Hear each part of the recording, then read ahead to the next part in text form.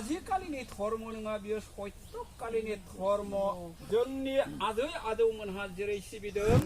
आफा आइमोनाबो बेबायदिनो सिबिलांदों दिनैबो जोंबो बेखौनो सिबिगासिनो दं बेनो जाबाय जोंनि बर' हारिनि बांगुरबारि समाजनि थान्दैगिरि मानिगिरि आफा बुरा महादेव बनबासि आइ दं होननानै बुंदों दानिया खोनासं होननानै बुंदों लामा मानि मुगासं बर' हारिनि रावखौ दसे खोनासंलाय आफा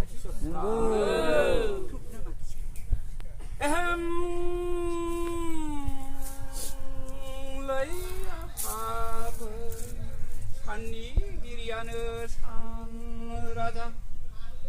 बुहुमनि गिरिया बुहुम राजा आफा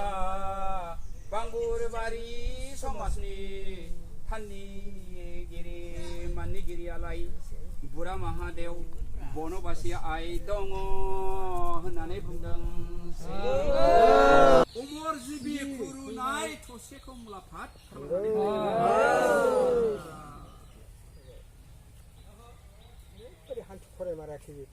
गोरोन्थि मावफ्लांखायो नोंसोर जाबाय जों जाबाय दसनिगिरि नोंसोर जाबाय खेमानिगिरि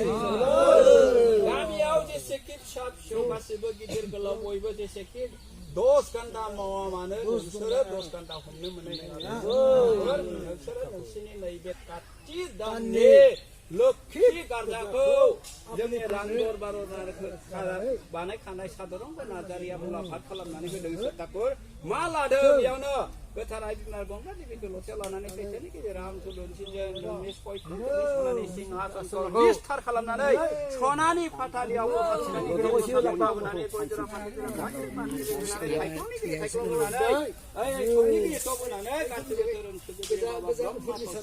लानानै नैबे पारिजात बृक्ष हंसखौ अपने मुलाम्फा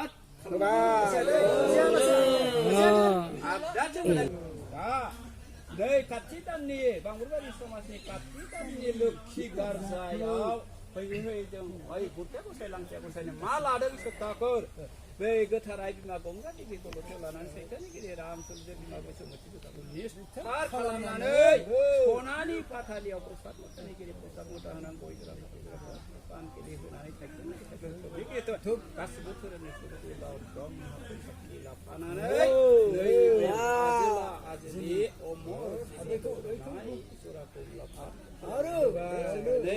साननिगिरि निजान गासैबो नोंसिनि सनानि बेयावनो नोंसोरो आगदाथिं होनायखौ आगसिथिं आजावनांगोन आगसिथिं होनायखौ आगदाथिं आजावनांगोन आसनखौ आपनि आजावना लाथारनांगोनलै आजावना लानांगोन